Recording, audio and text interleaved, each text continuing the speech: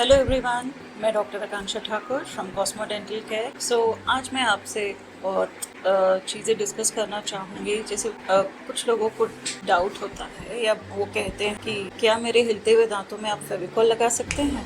फेविकॉल लगा के दांतों को नहीं चिपकाया जा सकता। ओके, अगर आपके दांत हिल रहे हैं तो फर्स्ट थिंग इज हमको पता लगना चाहिए कि what is the reason for your teeth becoming loose. Okay, ये हो सकता है विद द गम डिसीज, जिसको हम जिंजिवाइटिस बोलते हैं, या फिर पेरिडोंटाइटिस, जो जिंजिवाइटिस एडवांस स्टेजेस में चला जाता है, मतलब जिसमें गम्स ही नहीं बल्कि जो अंदर जो बोन होती है उस पर भी इफेक्ट होता है, बोन लॉस होता है। तो ये दो चीजें होती हैं जिससे कि हमारे दांत लूज होना शुरू हो जाते हैं। इसका मेन रीजन क्या है?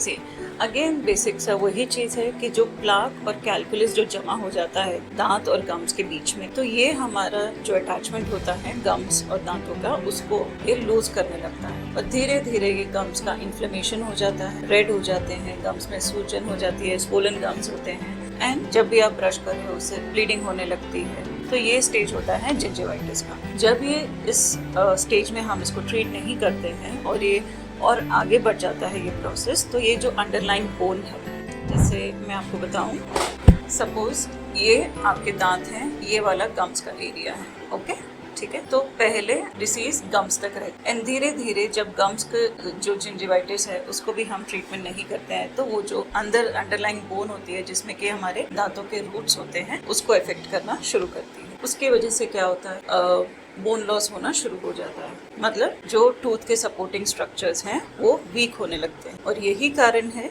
कि आपके दांत लूज होने लगते हैं, हिलने लगते हैं। इस प्रोसेस में आपको कोई पेन फील भी नहीं होता है एंड अल्टीमेटली एक दिन ऐसा आता है कि आपके दांत लूज होके गिर जाते हैं। ओके, तो इसलिए हमको पहले ये जानना बहुत ज़रूरी है कि वो दांत हिल किस वजह से रहे हैं, उसके लिए हम उसको कैसे ट्रीट कर सकते हैं। और कई बार होता है किसी ट्रॉमा या इंजरी की वजह से भी, जैसे कभी एकदम से धक्का लगना या किसी का कभी सर लग जाता है, कभी बच्चों का, कभी किसी का हाथ, कभी टेबल, कभी कुछ ऐसे लगता है एंड तब हमारे दांत हिलने लगते, तब भी हम उसको असेस करते हैं। We take x ray and then assess the situation और accordingly we plan the treatment. Okay, और एक और रीज़न है कि ये एजिंग की वजह से, मतलब जैसे जैसे हमारी एज बढ़ती है वैसे वैसे भी नेचुरल वेयर एंड टेयर होता है। ये बहुत ही मतलब it is like a common sense, बहुत ही सिंपल सी बात है कि जैसे जैसे हम एज हमारी एडवांस होने लगती है वैसे ही हमारा शरीर भी, हमारी बॉडी, हमारे बोन्स, हमारे सारे टिश्यूज़ का वेयर एंड टेयर भी बढ़ता है। तो जब ये सब चीज़ें बहुत, ये जो रीजंस हैं जो आपके दांतों को,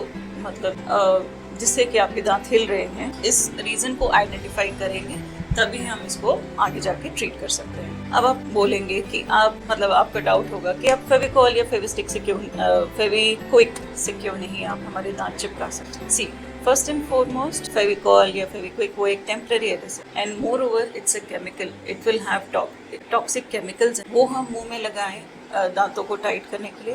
बिल्कुल भी नहीं। सो हम ऐसा बिल्कुल भी नहीं कर सकते। हम फर्स्ट ऑफ ऑल हम एनी टाइप ऑफ एडेसिव को हम अपने मुंह में यूज़ नहीं कर सकते क्योंकि हमारे दांतों में इतना सलाइवा होता है, थूक होता है कि वो काम भी नहीं करेगा। ओके, एंड वो एक परमानेंट सोल्यूशन नहीं है कि जैसे हमने आपको, मतलब फेविक्विक या फेविकॉल लगा के चिपका दिया और आपके दांत tight, that will not work out. ठीक है, और हमको क्या उस पर करना है कि हम जिस रीज़न की वजह से आपके दांत लूज हो रहे हैं उस रीज़न को हमको ट्रीट करना होता है। ये नहीं कि हम कोई भी ऊपर टेम्परेरी इलाज करें। से सपोज आपको आपके दांत लूज होने का कारण गम डिसीज है तो हम उसको ट्रीट करें, ठीक है, या फिर अंडरलाइन बोन, तो बोन लॉस है तो उसको हम करेंगे। ये नहीं कि हम बस ऊपर का देखेंगे और उसको चिपका देंगे। No, that is not the way it should be done.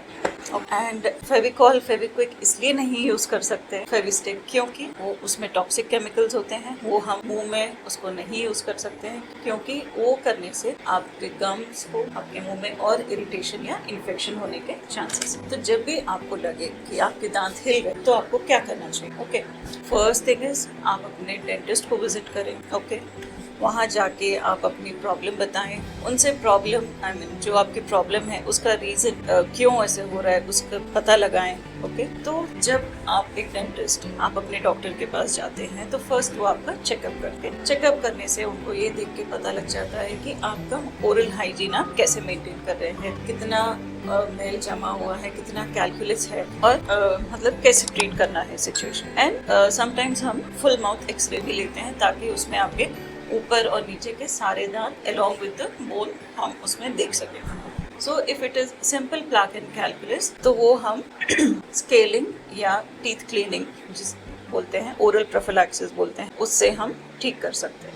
Sometimes दांतों के ऊपर ही नहीं बल्कि अंदर की तरफ भी ऐसे मैल जमा होता है, तो तब हमको डीप स्केलिंग करने की ज़रूरत होती है। डीप स्केलिंग करने के बाद वो जो अटैचमेंट स्केलिंग और डीप स्केलिंग करने के बाद जो मैल हम निकालते हैं उसके बीच में से, तब वो अटैचमेंट को वापस से टाइट करने लगता है। ओके, और अगर जैसे किसी चोट की वजह से किसी ऐसे धक्का लगने की वजह से आपके दांत अगर लूज हो गए हैं तो हम उसको क्या कर सकते हैं, हम उसको सपोर्ट कर सकते हैं। कैसे? स्प्लिंटिंग करके।